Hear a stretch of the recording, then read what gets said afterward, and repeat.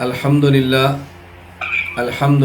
نحمده ونستعینه ونستغفره ونؤمن به ونتوکل علیہ ونعوذ باللہ من شرور انفسنا ومن سیئات اعمالنا من يهده الله فلا مضل له ومن يضلل فلا هادي له ونشهد ان لا اله الا الله وحده لا شريك له ونشهد ان سيدنا ومولانا محمدا عبده ورسوله اما بعد فاعوذ باللہ من الشیطان الرجیم بسم اللہ الرحمن الرحیم ما كان محمد ابا احد من رجالکم ولکن رسول اللہ وخاتم النبیین وکان اللہ بكل شیء علیما اللہم صلی علی محمد وعلی آل محمد کما صلیت علی ابراہیم وعلی آل ابراہیم انک حمید مجید اللہم بارک علی محمد وعلی آل محمد کما بارکت علی ابراہیم وعلی آل ابراہیم انک حمید مجید۔ ہماری گفتگو اس پہ چل رہی تھی کہ غیر مقلدین جو دعویٰ کرتے ہیں کہ حضرت امام بخاری اور ان کی تصنیف صحیح بخاری ان کے مطابق ہے اور حناف اور مقلدین کے خلاف ہے، یہ بات غلط ہے۔ غیر مقلدین کا صحیح بخاری اور امام بخاری سے دور کا بھی واسطہ نہیں۔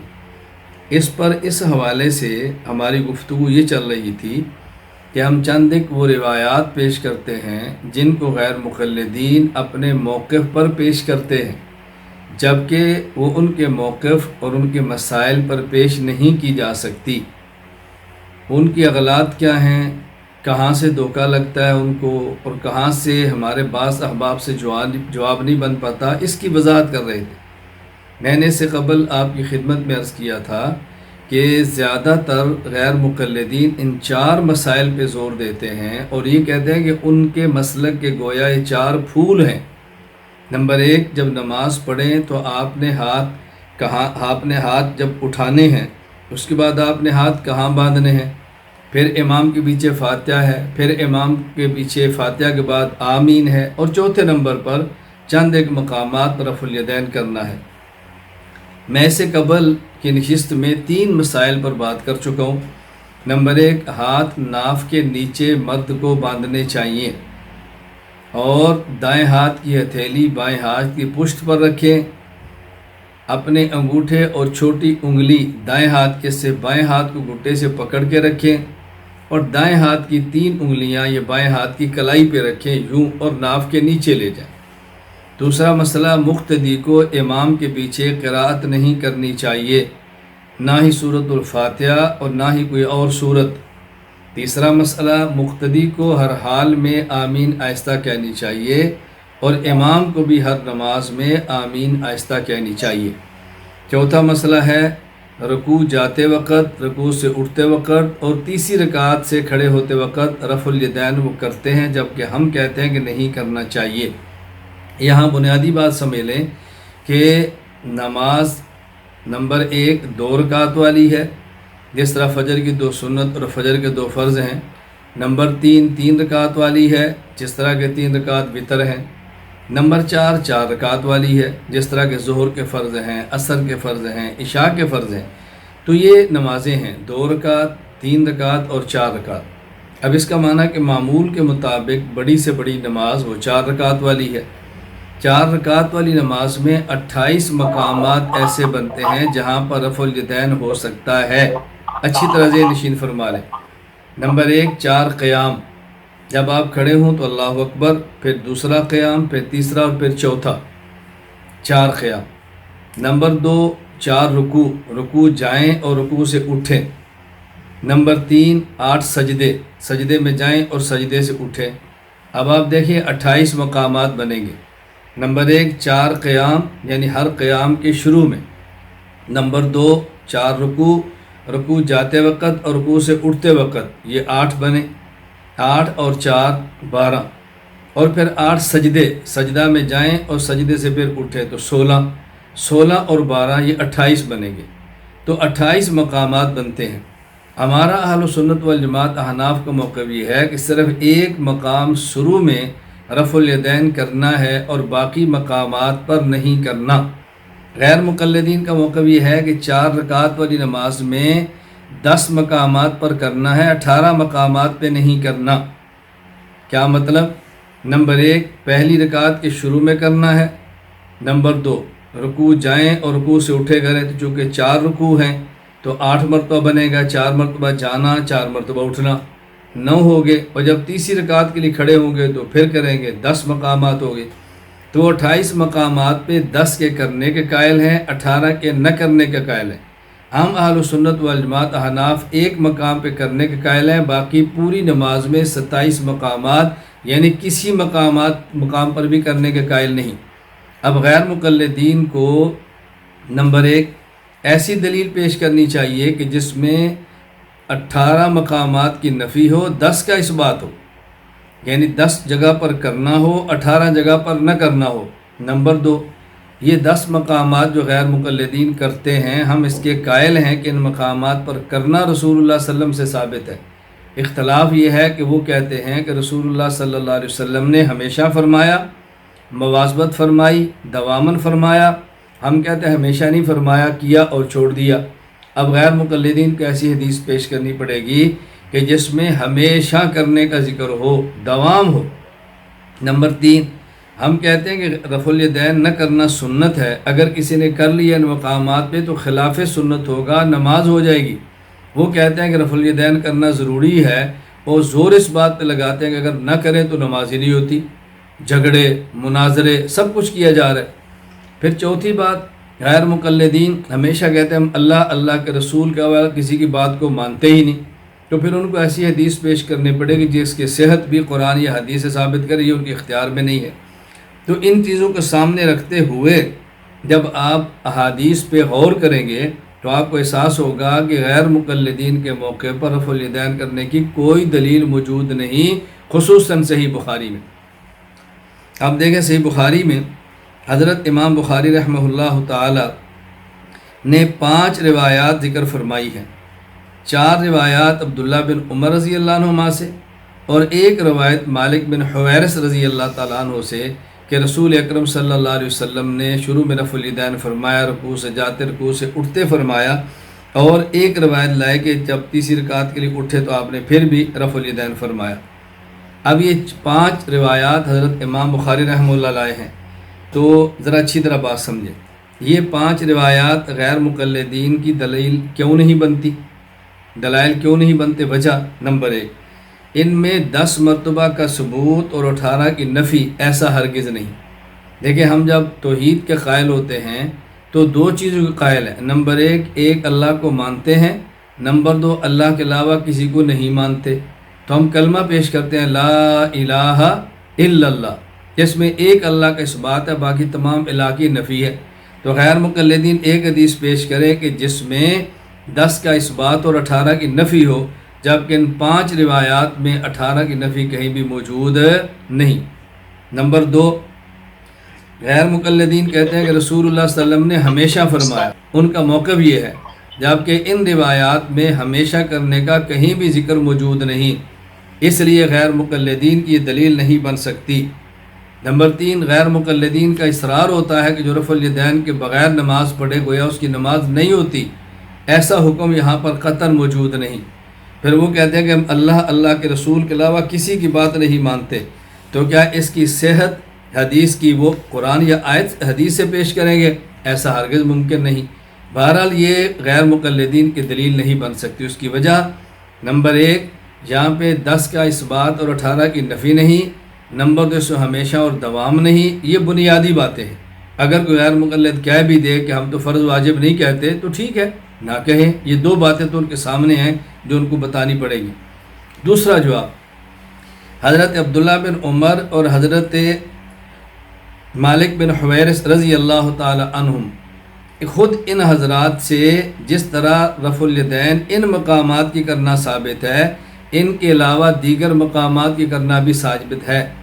حضرت مالک بن حویرث رضی اللہ تعالیٰ عنہ کے بارے میں حدیث پاک وَإِذَا سَجَدَ وَإِذَا رَفَعَ رَأْسَهُ مِنَ السُّجُودِ حَتَّى يُحَاذِيَ بِهِمَا فُرُوَ أُذُنَيْهِ، جہاں رکوع کی رفع الیدین کا ذکر ہے، اسی طرح سے سجدہ کی رفع الیدین کا بھی اس بات موجود ہے دیکھیں سنن نسائی باب رفع الیدین للسجود، سنن نسائی باب رفع الیدین عند رفع من السجدۃ الاولی، مسند احمد بن حنبل حدیث نمبر 15606، اثر الکبریٰ للنسائی باب رفع الیدین للسجود حدیث نمبر 672 673 674، مسند ابی عوانہ حدیث نمبر 1267 مشکل اثار للطحاوی حدیث نمبر 631 632 633۔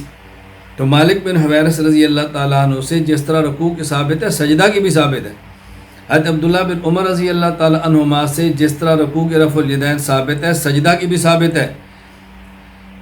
یرفع یدیہ فی الرکوع والسجود، مصنف ابن ابی شیبہ باب من کان یرفع یدیہ اذا افتتح الصلاۃ، یرفع یدیہ فی کل خفض ورفع ورکوع وسجود وقیام وقعود بین السجدتین، مشکل اثار للطحاوی حدیث نمبر 24۔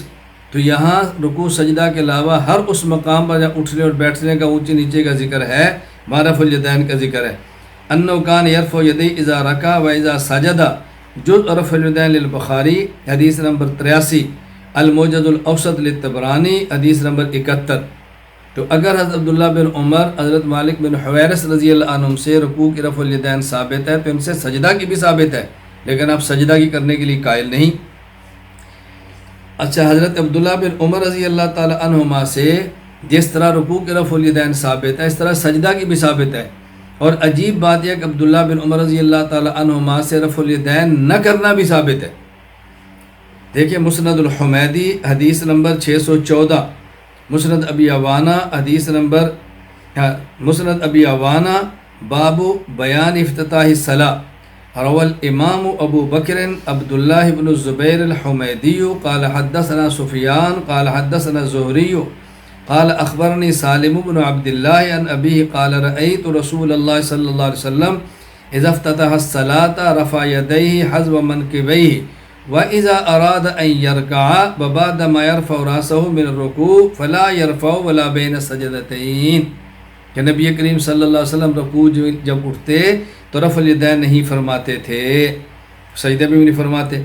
اچھا، اسی طرح مسند ابی عوانہ باب رفع الیدین فی افتتاح الصلاۃ قبل التکبیر بحذاء منکبیہ وللرکوع والرفع راس من الرکوع، الخلافیات للبیہقی بحوالہ شرح سنن ابن ماجہ للمغلطائی باب رفع الیدین اذا رکع و اذا رفع راسه من الرکوع، عن سالم عن ابی قال رأیت رسول اللہ صلی اللہ علیہ وسلم اذا افتتح الصلاۃ رفع یدیہ حتی یحاذی بہما وقال بعضهم حذو منکبیہ واذا اراد ان يركع وبعد ما يرفع راسه من الرکوع لا يرفعهما وقال بعضهم لا يرفع بین السجدتین۔ اسی طرح خبر فقہاء والمحدثین للقیروانی یہ حدیث نمبر 378 ترجمہ نمبر ترجمۃ الباب اس کے تحت، عن عبداللہ بن عمر رضی اللہ عنہما قال كنا مع رسول اللہ صلی اللہ علیہ وسلم بمکہ نرفع ایدینا فی بدء الصلاۃ وفی داخل الصلاۃ عند الرکوع فلما ہاجر النبی صلی اللہ علیہ وسلم الی المدینہ ترک رفع الیدین فی داخل الصلاۃ عند الرکوع وثبت رفع الیدین فی بدء الصلاۃ۔ یہاں دیکھو ترک کی صراحت موجود ہے کہ رسول اللہ صلی اللہ علیہ وسلم نے رکوع والا رفع الیدین مدینہ منورہ میں آگے چھوڑ دیا تھا، تو حدیث موجود ہے۔ تو آپ کیسے کر سکتے ہیں رفع الیدین ان مقامات پہ جن صحابہ کو پیش کر رہے ہیں وہ سجدے کی بھی ان سے ثابت ہے، اور بعض روایات میں ان سے بالکل نہ کرنا بھی ثابت ہے۔ پھر غیر مقلدین آپ کو دھوکہ یہ دیں گے کہ دیکھیں آپ بتاتے ہیں کہ پہلے کرتے تھے پھر چھوڑ دیا، تو بتاؤ کب منسوخ ہوا تھا، تاریخ کیا تھی، مہینہ کیا تھا؟ آپ ان سے پوچھ لیں کہ جب سجدے والی کی آپ قائل ہیں سجدے والا چھوڑ دیا تو اس کی تاریخ اور مہینہ کیا تھی، آپ بھی تو پیش کریں، آپ پیش کر دیں، آپ سوال کریں، آپ کو اندازہ ہوگا کتنی علم کی گہرائی ان کے پاس موجود ہے۔ چلیے مسئلہ نمبر 5 پڑھ لیتے ہیں۔ غیر مقلدین اس بات پہ بہت زور لگاتے ہیں کہ مرد عورت کی نماز میں کوئی فرق نہیں، مرد عورت کی نماز یکساں ہے۔ میں نے کئی بار عرض کیا، اب پھر عرض کرتا ہوں کہ انشاءاللہ جب یہ مسئلہ اپنے موقع پر آئے گا تو تفصیل سے ہم دلائل دیں گے کہ مرد عورت کی نماز میں فرق ہے، اس پر نقلی دلائل یہ ہیں، عقلی دلائل یہ ہیں، غیر مقلدین کے دلائل کے جوابات یہ ہیں۔ اس وقت صرف یہ بتانا ہے کہ صحیح بخاری سے جو استدلال کرتے ہیں اس کا غیر مقلدین کے موقف اور مسئلہ سے دور کا بھی تعلق نہیں ہے۔ ان کی دلیل وہ کہتے ہیں حضرت امام بخاری رحمہ اللہ تعالیٰ سے بخاری باب الاذان للمسافر اذا کانوا جماعۃ والاقامہ حدیث نمبر 631 میں فرماتے ہیں کہ رسول اللہ صلی اللہ علیہ وسلم نے فرمایا صلو کما رأیتمونی اصلی، تم نماز ایسے پڑھو جیسے مجھے پڑھتے دیکھا۔ اور یہ خطاب مردوں کو بھی ہے عورتوں کو بھی ہے، لہذا مرد اور عورت نماز ایسے پڑھیں جیسے رسول اللہ صلی اللہ علیہ وسلم نے پڑھی ہے، مرد اور عورت کی نماز میں کوئی فرق نہیں۔ تو جواب ہم کہتے ہیں پہلے آپ مکمل حدیث سن لیں، مکمل حدیث، اس کے بعد جواب دینا آسان ہوگا۔ یہ حضرت امام بخاری یوں نقل فرماتے ہیں وابی قال حدثنا مالک قال اتینا الی النبی صلی اللہ علیہ وسلم نحن شبابۃ متقاربون فاقمنا عند 20 یوما ولیلہ وکان رسول اللہ صلی اللہ علیہ وسلم رحیما رفیقا فلما ظن انا قد اشتهینا اہلنا او قد اشتقنا او قال قد اشتقنا سألنا عمن ترکنا بعد فاخبرناه قال ارجعوا الى اهلیکم فاقیموا فیہم وعلموہم ومروہم وذکر اشیاء احفظها او قال لا احفظها وصلوا كما رأيتموني يصلي فإذا حضرت الصلاة فليؤذن لكم أحدكم وليؤمكم أكبركم۔ رسول اکرم صلی اللہ علیہ وسلم نے اس حدیث مبارک میں 7 حکم دیے ہیں۔ نمبر 1 ارجعوا الى اہلیکم، اپنے گھر والوں کے پاس جاؤ۔ نمبر 2 فاقیموا فیہم، وہاں جا کر قیام کرو۔ نمبر 3 علموہم، ان کو دین سکھاؤ۔ نمبر 4 مروہم، ان کو دین کی باتوں کا حکم دو۔ نمبر 5 صلو کما رأیتمونی اصلی، نماز ایسے پڑھو جیسے مجھے پڑھتے دیکھا۔ نمبر 6 فلیؤذن لکم احدکم، تم میں سے ایک آدمی اذان دے جب نماز کا وقت ہو۔ نمبر 7 ولیؤمکم اکبرکم، جو تم قافلے میں مرد بڑا ہو وہ نماز پڑھائے۔ اب سوال یہ ہے کہ یہ جو رسول اللہ صلی اللہ علیہ وسلم نے 7 حکم دیے ہیں، ان میں 6 کو فریقین دونوں مانتے ہیں کہ تعلق مردوں سے ہے۔ آپ نے فرمایا ارجعوا الی اہلیکم، گھر والوں کے پاس جاؤ، یہ خطاب بھی مردوں کو ہے۔ اقیموا فیہم، یہ بھی مردوں کو ہے۔ علموہم، یہ بھی مردوں کو ہے۔ مروہم، یہ بھی مردوں کو ہے۔ آگے ولیؤذن لکم احدکم، یہ بھی مردوں کو ہے۔ ولیؤمکم اکبرکم، یہ بھی مردوں کو ہے۔ تو 7 حکم دیے، ان میں سے 6 آپ مانتے ہیں مردوں کے لیے، ایک پر آپ کیسے کہتے ہیں کہ مردوں عورتوں سب کو خطاب ہے؟ بھئی جب خطاب اس قافلے کو ہے جس میں 20 آدمی تھے تو سارے خطاب ان مردوں کو کیے جا رہے ہیں، خواتین کو تو یہاں خطاب کیا ہی نہیں جا رہا۔ اس لیے یہ حدیث مردوں کے ساتھ ہے، اس کا خواتین کے ساتھ کوئی تعلق نہیں۔ اچھی طرح بات ذہن نشین فرما لیں، اور یہ بات ذہن نشین فرمائیں۔ دیکھیں اگر یوں خطاب مردوں کو ہو، اللہ اکبر، یوں خطاب مردوں کو ہو اور عورتوں دونوں کو ہو، تو اللہ کے نبی فرما رہے ہیں فلیؤذن لکم احدکم ولیؤمکم اکبرکم، کیا عورت اذان دے سکتی ہے؟ نہیں۔ عورت جماعت کرا سکتی ہے؟ نہیں۔ مجھ سے غیر مقلد نے فون پہ اس حدیث کے بارے میں پوچھا کہ اللہ کے نبی فرما رہے ہیں کہ تم ایسے نماز پڑھنے سے مجھے پڑھتے دیکھا، یہ خطاب مردوں عورتوں دونوں کا ہے، تو اس میں تو عورت مرد کی طرح نماز پڑھے، اس کو یہ حکم دیا گیا ہے۔ میں نے کہا اس میں یہ بھی ہے فلیؤذن لکم احدکم، تو تم اپنی کسی ایک مسجد میں کسی عورت کو مؤذن رکھ لو۔ کہا یہ تو نہیں ہو سکتا۔ میں نے کہا حدیث میں تو ہے، کئی دادی اماں کو امام رکھ لو۔ کہا یہ تو نہیں ہو سکتا۔ میں نے کہا حدیث میں ہے ولیؤمکم اکبرکم۔ کہا اس کا تعلق مردوں سے ہے۔ میں نے کہا جس کا تعلق اس کا مردوں سے ہے، اسی طرح بقیہ پوری حدیث کا تعلق بھی مردوں کے ساتھ ہے، اس کو سمجھنے کی کوشش کریں۔ اگر اس بنیاد پر آپ کہیں گے کہ جی سلو کا خطاب سب کو ہے، خطاب عام ہے، مردوں عورتوں کو ہے، تو میں نے کہا کل کو کہ عورت سر پہ باندھے پگڑی، گریبان کھولے، شلوار ٹخنوں سے اونچے، ہاتھ میں لے عصا اور نکل آئے بازار میں، آپ پوچھو ایسا کیوں کرتی ہے؟ وہ کہ جی قرآن میں ہے لقد کان لکم فی رسول اللہ اسوۃ حسنہ، اللہ کے نبی فرما رہے ہیں، قرآن کہہ رہا ہے کہ پیغمبر تم سب کے لیے نمونہ ہے، مردوں کے لیے بھی عورتوں کے لیے بھی۔ تو میرا بھی پیغمبر ہے، میرے بھی نبی ہیں، میں نے بھی ان کے اسوے پر چلنا ہے، تو آپ کیا جواب دو گے؟ تو اگر تم نے سلو کو عام کر کے عورت کو مردوں کی طرح نماز پڑھا دی، تو وہ پھر لقد کان لکم کو عام کر کے مردوں کی طرح وضاحت بنا کے بازار میں اتر آئے گی۔ ہم کہتے ہیں بات اچھی طرح سمجھو، جو طریقہ اللہ کے نبی نے مردوں کو بتایا تو اس کے مطابق مرد، اور جو شریعت نے عورتوں کو بتایا اس کے مطابق شریعت، یہ ہے خلاصہ۔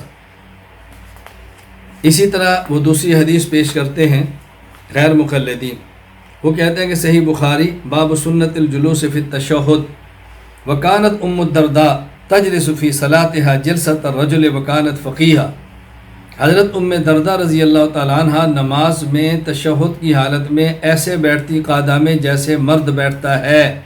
تو دیکھیں مرد عورت کی نماز میں کوئی فرق نہیں، ام درداء بیٹھ رہی ہیں۔ بھئی آسان بات یہ ہے کہ ام درداء صحابیہ ہیں، آپ کہتے ہو صحابہ کا فعل حجت نہیں ہے، تو ام درداء کا فعل حجت کیسے ہو گیا رضی اللہ تعالیٰ عنہ؟ یعنی صحابی اگر مرد ہو اس کا فعل آپ حجت نہیں مانتے، صحابیہ خاتون ہو تو اس کے فعل کو بطور دلیل میں آپ کیسے پیش کر سکتے ہیں؟ نمبر 2، حضرت ام الدرداء رضی اللہ تعالیٰ عنہ کے بارے میں امام بخاری فرماتے ہیں وہ ایسے بیٹھتی جیسے مرد بیٹھتے۔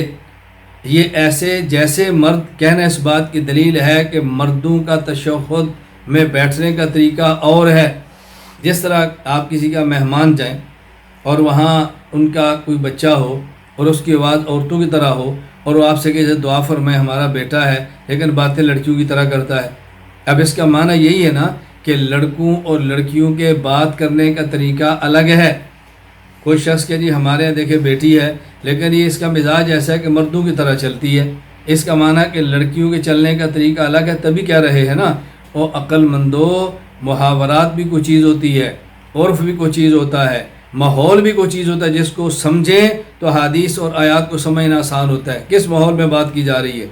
پھر امام بخاری فرما رہے ہیں وکانت فقیہا، ام درداء تو فقیہہ تھی، تو آپ تو تقلید کے منکر ہو، تقلید کو شرک کہتے ہو، منکر فقہ ہو، تو تم یہاں ایک فقیہ عورت کا حوالہ کیسے مان لیا؟ یعنی نہ مانے تو مرد فقیہ کو بھی نہ مانے اور ماننے پر آئیں تو عورت فقیہ کی فقہ کو بھی مان لیں۔ عجیب مذہب ہے، عجیب عقل مند لوگ ہیں، عجیب لوگ ہیں۔ میں یہ عرض کر رہا ہوں کہ امام بخاری فرما رہے ہیں وکانت فقیہ، وہ فقیہ ہیں، کوئی عذر ہوگا جس کی بنیاد پہ بیٹھتی ہوگی اور ان کی شان اجتہاد ہے۔ تو پہلی بات کہ حضرت ام درداء صحابیہ ہیں اور غیر مقلدین کے صحابہ کے افعال حجت نہیں۔ دوسری بات خود حدیث کا طرز بتا رہا ہے کہ مرد عورتوں کے جلسہ میں فرق ہے، تبھی امام بخاری فرما رہے کہ ام درداء مردوں کی طرح بیٹھتی تھی۔ نمبر 3، وہ فقیہ ہیں اور امام بخاری فرما رہے کہ فقیہ ہونے کی بنیاد پہ کوئی ایسا عذر ہوگا کہ جس پر ان کو اجتہاد کا حق حاصل تھا اور انہوں نے یوں بیٹھ لیا۔ یہ ایسے ہی ہے جیسے امام بخاری روایت لا رہے عبداللہ بن عمر رضی اللہ تعالیٰ عنہ کے بارے میں، کہتے عبداللہ بن عمر رضی اللہ عنہ کے صاحبزادے حضرت عبداللہ فرماتے ہیں میں نے حضرت عبداللہ بن عمر اپنے والد کو دیکھا یتربع فی الصلاۃ اذا جلس، وہ نماز میں بیٹھتے چار زانو ہو کر بیٹھ کر، میں بھی ایسے بیٹھا، تو مجھے ان نے جب دیکھا تو مجھے فرمایا کہ دیکھو سنت یہ ہے انما سنت الصلاۃ ان تنصب رجلک الیمنی وتثنی الیسری، اپنے دائیں پاؤں کو کھڑا رکھو اور بائیں کو بچھا کر اس کے اوپر بیٹھ جاؤ، یہ سنت ہے۔ میں جو بیٹھتا ہوں تو میرے پاؤں میں تحمل نہیں، ضعف ہے، میں بیٹھ نہیں سکتا پاؤں کھڑا کر کے، اس لیے بیٹھتا ہوں۔ پھر امام بخاری ساتھ لائے ہیں کہ جس طرح عبداللہ بن عمر عذر کی وجہ سے ایسے نہیں بیٹھتے جیسے سنت ہے بلکہ چار زانو بیٹھتے، اسی طرح ام درداء رضی اللہ تعالیٰ عنہ ایسے نہیں بیٹھتی کہ جیسے عورتوں کو بیٹھنا چاہیے کہ ان کا عذر ہوگا، وہ بھی فقیہ تھیں اور فقہ کی بنیاد پہ ایسے کی ہے۔ تو امام بخاری جو بات سمجھانا چاہ رہے ہیں ذرا اس کو سمجھنے کی کوشش کریں۔ بہرحال اس حدیث سے بھی غیر مقلدین کا موقف قطعاً ثابت نہیں ہوتا۔ اسی طرح غیر مقلدین تراویح کے مسئلے پر بہت شور کرتے ہیں۔ ہم کہتے ہیں کہ تراویح 20 رکعت ہے، وہ کہتے ہیں تراویح 8 رکعت ہے، اور 8 رکعت پہ بطور دلیل کے غیر مقلدین پیش کرتے ہیں صحیح بخاری کو کہ حضرت امام بخاری رحمہ اللہ روایت لائے ہیں، حضرت ابو سلمہ بن عبد الرحمن کہتے ہیں میں عائشہ رضی اللہ عنہ سے پوچھا کہ رسول اللہ صلی اللہ علیہ وسلم کی رمضان میں نماز کیسی تھی؟ آپ نے فرمایا رمضان اور غیر رمضان میں آپ 11 رکعت سے زائد نہیں پڑھتے تھے۔ ما کان یزید فی رمضان ولا فی غیر علی 11 رکعات یصلی 4 فلا تسأل عن حسنہن وطولہن ثم یصلی 4 فلا تسأل عن حسنہن وطولہن ثم یصلی 3۔ پہلے 4 پڑھتے سلام پھیرتے، پھر 4 پڑھتے پھر سلام پھیرتے، پھر 3 رکعت وتر پڑھتے، یہ دلیل۔ تو اس کا جواب ذہن نشین فرما لیں۔ پہلا جواب یہ ہے کہ اس حدیث میں رمضان اور غیر رمضان کا ذکر ہے، تراویح رمضان میں ہوتی ہے، معلوم ہوا کہ اس حدیث کا تعلق تراویح کے ساتھ نہیں تہجد کے ساتھ۔ اور دوسرا جواب یہ ہے کہ محدثین کا مبارک طریقہ یہ ہے کہ جب وہ تہجد کا ذکر کریں تو قیام اللیل کہتے ہیں، اور جب وہ تراویح کریں تو قیام رمضان کہتے ہیں۔ یہ محدثین کا طرز ہے۔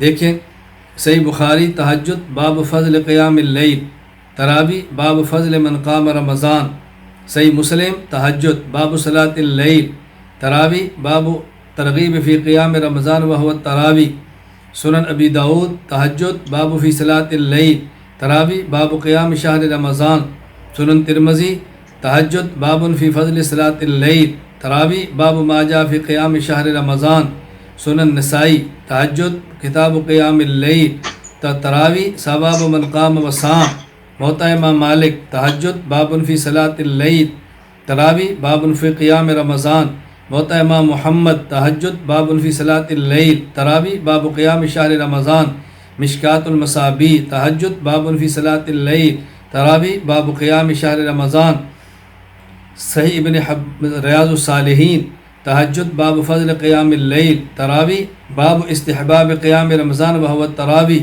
صحیح ابن حبان تہجد فصل قیام اللیل، تراویح فصل فی التراویح، مجمع الزوائد تہجد باب فی صلاۃ اللیل، تراویح قیام رمضان، سنن کبری للبیہقی تہجد باب فی صلاۃ اللیل، اور تراویح باب فی قیام شہر رمضان، جمع الفوائد تہجد صلاۃ اللیل، تراویح قیام رمضان والتراویح وغیر ذالک، قیام اللیل المروزی تہجد باب فی صلاۃ اللیل، تراویح قیام رمضان، بلوغ المرام تہجد صلاۃ التطوع، اور باب التراویح قیام رمضان۔ دیکھیں ہم نے کتنی پیش کی ہے، اور یہاں امام بخاری رحمہ اللہ تعالیٰ بھی اس حدیث کو کتاب التہجد کے تحت لائے ہیں۔ معلوم اس کا تعلق تہجد کے ساتھ ہے، تراویح کے ساتھ نہیں۔ اب ممکن ہے کوئی اشکال کرے کہ حضرت امام بخاری رحمہ اللہ تعالیٰ تو اس طرح کے باب فضل من قام رمضان کے اندر بھی لائے ہیں، یعنی تہجد کے اندر بھی لائے ہیں، تراویح کے اندر بھی لائے ہیں۔ اس کا آسان جواب ہے کہ ہمارا مذہب یہ ہے کہ تہجد رمضان میں بھی پڑھے، رمضان کے علاوہ بھی پڑھے۔ تو پہلے امام بخاری تہجد کو لائے، یعنی اس 8 والی روایت کو تہجد کے اندر، پھر اسی 8 والی کو لائے رمضان کے اندر، یہ بتانے کے لیے کہ اس کو رمضان میں بھی پڑھنا ہے، غیر رمضان میں بھی پڑھنا ہے، یعنی تہجد کا تعلق رمضان اور غیر رمضان دونوں کے ساتھ ہے، اس لیے دوبارہ ذکر کر دی ہے۔ اللہ ہمیں بات سمجھنے کی توفیق عطا فرمائے۔ اسی طرح غیر مقلدین کا موقف ہے، نماز میں جب ہم کھڑے ہوتے ہیں وہ کہتے ہیں کہ پاؤں کے ساتھ پاؤں ملا کر کھڑے ہوں، دونوں پاؤں کے درمیان فاصلہ نہ رکھیں، دو نمازی ہوں تو دونوں اپنے پاؤں سے پاؤں ملائیں، ایک کا دایاں اور ایک کا بایاں، ایک کا بایاں اور ایک کا دایاں، جبکہ ہم کہتے ہیں پاؤں ملانے کی ضرورت نہیں ہے، معمول کے مطابق کھڑے ہوں۔ اور وہ دو دلیل کے پیش کرتے ہیں۔ حضرت امام بخاری نے باب قائم فرمایا باب الزاق المنکب بالمنکب والقدم بالقدم فی الصف، اور اس کے تحت فرماتے ہیں وقال نعمان بن بشیر رأیت رجلا منا یلزق کعبہ بکعب صاحبہ۔ پھر انس رضی اللہ عنہ سے روایت لائے، نبی پاک صلی اللہ علیہ وسلم سے فرمایا اقیموا صفوفکم فإنی اراکم من وراء ظہری وکان احدنا یلزق منکبہ بمنکب صاحبہ وقدمہ بقدمہ، صحیح بخاری حدیث نمبر 725۔ اب گویا وہ اسے ثابت کرنا چاہتے ہیں کہ پاؤں کے ساتھ پاؤں ملانا سنت ہے، یہ ثابت کرنا چاہتے ہیں۔ اچھی طرح بات ذہن میں رکھیں، یہاں جو الزاق کا لفظ ہے یہاں سے حقیقتاً پاؤں کے ساتھ پاؤں ملانا مراد نہیں، بلکہ یہ بتانا مقصود ہے کہ یہاں چپکانا نہیں، قریب کھڑے ہوں، یعنی جتنے قریب ہو سکتے ہیں ایک آدمی دوسرے قریب کھڑا ہو، ساتھ پاؤں کے پاؤں ملانا مراد نہیں۔ اور یہ ہماری رائے نہیں ہے، حضرت علامہ ابن عسقلانی رحمہ اللہ تعالی، شہاب الدین ابن حجر عسقلانی وفات 852 ہجری، فرماتے المراد بذالک المبالغۃ فی تعدیل الصف وسد خلل، فتح الباری۔ حافظ بدر الدین محمود عینی وفات 855 ہجری، فرماتے واشار بہذا الی المبالغۃ فی تعدیل الصفوف وسد الخلل، عمدۃ القاری۔ اسی طرح امام شہاب الدین ابو العباس امام احمد بن محمد بن ابو بکر الوفات 923 ہجری، وہ فرماتے ہیں المراد بذالک المبالغۃ فی تعدیل الصف وسد خلل، ارشاد الساری۔